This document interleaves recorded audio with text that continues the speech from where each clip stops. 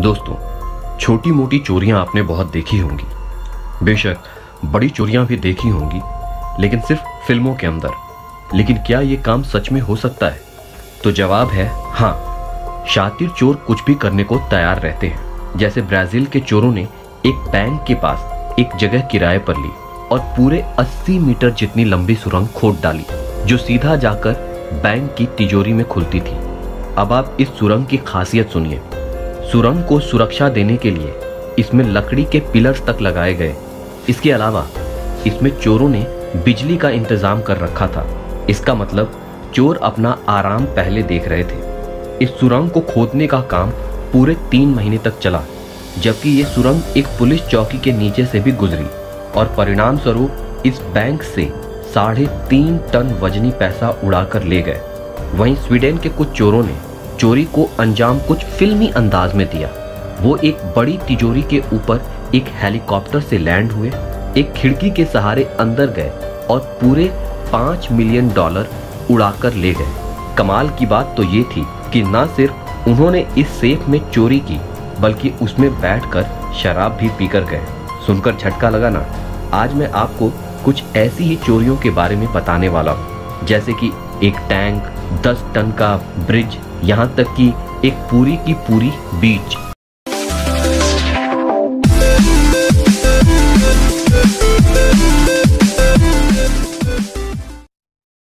आपको क्या लगता है कि अब समुद्री लुटेरों का समय जा चुका है? लेकिन बदकिस्मती से अब ये चलन पहले से ज्यादा बढ़ चुका है। और चौंकाने वाली बात यह है कि एक बड़ा सा ऑयल टैंकर चुराने के लिए कुछ लोग हथियार लेकर जहाज में घुस गए। लेकिन ये संभव कैसे हो सकता है? और सबसे बड़ी चीजों को चुराने में शामिल है सोमालिया के समुद्री लुटेरे। वो एक छोटी सी नाव पर सवार होकर बड़ी बड़ी शहर जैसी समुद्री जहाज चुरा लेते हैं, जिनमें रशियन और जापानीज टैंकर तक शामिल है। अगर हम सन 2011 की बात करें तो सोमाली लुटेरों द्वारा चुराए गए सामान की कीमत $7 बिलियन थी। और इतनी बड़ी चोरी उन्होंने लकड़ी के नाव पर सवार होकर करी। क्या आप मान सकते हैं कि एक पूरा का पूरा जहाज बिना किसी सबूत के उड़ा लिया गया, वो भी हवा के रास्ते? सबसे पहले मैं आपको बता दूं कि एक MI हेलीकॉप्टर के भार उठाने की क्षमता 25 टन की है। इसी तरह ऐसे 4 हेलीकॉप्टर मिलकर 100 टन वजनी जहाज आराम से उठा सकते हैं। वो इसे जहां चाहे ले जा सकते हैं। ऐसा ही कुछ करने की सोमालियों ने कोशिश भी की।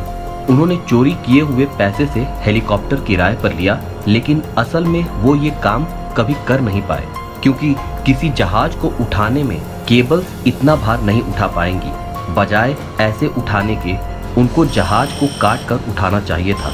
बेशक उन्होंने उसे ना उठाया हो, लेकिन सोमालियों के पास अपना एक बंदरगाह जरूर है, जिस पर वो अपने चुराए हुए जहाजों को रखते हैं। वो उन जहाजों को तभी छोड़ते हैं जब उस जहाज पर लदे माल के दाम का 85% उनको नहीं मिल जाता। चलिए मैं आपको एक उदाहरण देता हूँ। 2008 में इन लुटेरों ने एक टैंकर जिसका नाम MV सीरियस स्टार था, उसे चुरा लिया। इस जहाज में $100 मिलियन का कच्चा तेल भरा हुआ था। अब आप सोच सकते हैं कि इस काम से उन्होंने कितना कमाया होगा। अब मैं आपको एक किस्सा बताता हूँ, जहाँ एक पूरा का पूरा टैंक ही चोरी कर लिया गया था। और चोरी भी किसी लड़ाई के लिए नहीं, बल्कि बस शहर में घूमने का शौक पूरा करने के लिए इस घटना को अंजाम दिया गया। ये कमाल की घटना पोलैंड में हुई। इस देश में आज भी सोवियत के कुछ टैंक मौजूद हैं जो आज भी अच्छे काम करते हैं। और ऐसा ही एक टैंक था T-55, जिसे पहले एक ट्रेलर से बांधा गया और फिर उसे वहां से ले जाया गया। उस दिन वो आदमी शराब के नशे में धुत था। उसने उठाया और शहर के मुख्य चौराहे पर पहुंच गया। बेशक ये आइडिया पूरी तरह से बेवकूफ़ी भरा था। अपने इस भद्दे आइडिया की वजह से उसे पूरे 8 साल की सजा सुनाई गई। अच्छी बात ये रही कि उस टैंक से किसी को कोई चोट नहीं लगी। बेशक नशा उतरने के बाद उसे अपने आइडिया पर पछतावा जरूर हुआ होगा, लेकिन इस घटना को देखकर लग रहा है कि 40 टन के टैंक को चुराना कोई मुश्किल काम नहीं। चलिए अब टैंक से थोड़ा ऊपर उठते हैं और बात करते हैं प्लेन की। इस लड़के ने अपनी 19 साल की उम्र में और कुछ नहीं बल्कि एक हवाई जहाज ही चोरी कर लिया। जी हाँ, आपने सही सुना। इस लड़के का नाम था राफेल मिनिकिएलो। जो अपने साथ एक चाइनीज बंदूक लेकर जहाज में सवार हुआ और एक बोइंग 707 पर कब्जा कर लिया। ये बात है 1960 के समय की, जब प्लेन में यात्रा करने वालों की इतनी जांच नहीं की जाती थी। राफेल ने इसी बात का फायदा उस समय उठाया। वो इस प्लेन को लेकर रोम जाना चाहता था, लेकिन रोम जाने के सफर में उसे कई बार जहाज में तेल डलवाने के लिए नीचे उतारना पड़ा। अब आप सोचेंगे कि ये कैसे संभव हुआ, तो मैं अब आपको इस स्टोरी की सबसे कमाल की बात बताता हूँ। इसने अपने पहले स्टॉप पर उतरते ही सभी यात्रियों को बाहर निकाल दिया। इसके बाद उसने दोनों पायलट और केबिन क्रू के साथ अच्छी दोस्ती बना ली। दोस्ती भी ऐसी कि वो प्लेन के स्टाफ के साथ आराम से अंदर बैठकर ताश खेल रहा था। बेशक इस लड़के को गिरफ्तार कर लिया गया, लेकिन रोम में नहीं बल्कि इटली में ही इसे पकड़ लिया गया। लेकिन उसने ऐसा क्यों किया? अगर इसका कारण मैं आपको बता दूं तो आप सच में हैरान हो जाएंगे। इस लड़के ने इस प्लेन को सिर्फ इसलिए हाईजैक किया क्योंकि उसके दोस्त से उसकी $200 की शर्त लगी थी। खैर, ये बात तो बहुत पुरानी थी, जब जहाजों में इतनी सुरक्षा नहीं होती थी। लेकिन अब मैं आपको जो बताने जा रहा हूँ वो घटना 2002 की है, जब दो लड़कों ने एक हवाई जहाज चुरा लिया और इन दोनों लड़की की उम्र भी 14 और 15 साल थी। ये दोनों बच्चे अनाथ थे और एक अनाथ आलय से भागकर पास ही बनी हवाई पट्टी पर आ गए। वहां एक छोटा प्लेन खड़ा था और उन्होंने उसे वहां से चुरा लिया। बच्चों ने न सिर्फ सही से टेक ऑफ किया बल्कि 15 मील उड़ान भी भरी और सही सलामत लैंड भी किया।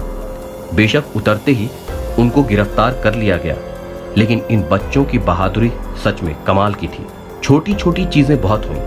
अब बात करते हैं थोड़ी बड़ी और भारी चीज की, यानी कि एक बीच की। ये घटना जमाइका में सामने आई कि एक बीच से $108 मिलियन की मिट्टी गायब थी। ये कोई आम मिट्टी नहीं, क्योंकि आपको भी पता है कि समुद्र की मिट्टी को आर्टिफिशियल किनारे बनाने के लिए इस्तेमाल किया जाता है और एक बीच की मिट्टी का दाम सच में काफी ज्यादा होता है। इतनी मिट्टी चुराई गई थी कि इससे पूरे 1312 फीट का एक मजबूत बीच बनाया जा सकता था, या आम भाषा में कहें तो 500 बड़े ट्रक भर कर मिट्टी को उठाया गया था।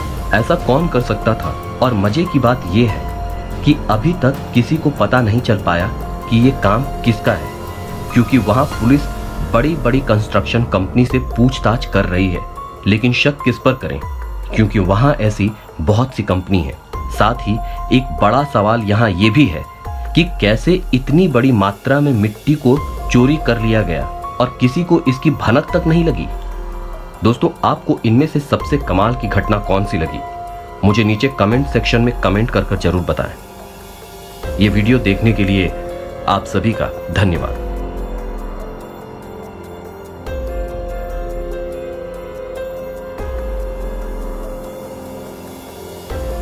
तो दोस्तों, आपको आज का अंक कैसा लगा हमें कमेंट सेक्शन में कमेंट करके जरूर बताएं। और अगर अभी तक आपने हमारे चैनल को सब्सक्राइब नहीं किया है तो हमारे चैनल को सब्सक्राइब करें और आने वाले वीडियो के नोटिफिकेशन के लिए हमारे बेल आइकन को प्रेस करें।